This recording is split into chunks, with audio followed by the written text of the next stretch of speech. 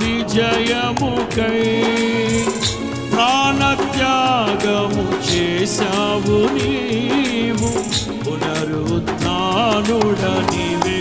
నాలాపనా నీకే ఆరాధన. అందరూ పునరుత్థానుడనివే నాలాపనా నీకే ఆరాధన.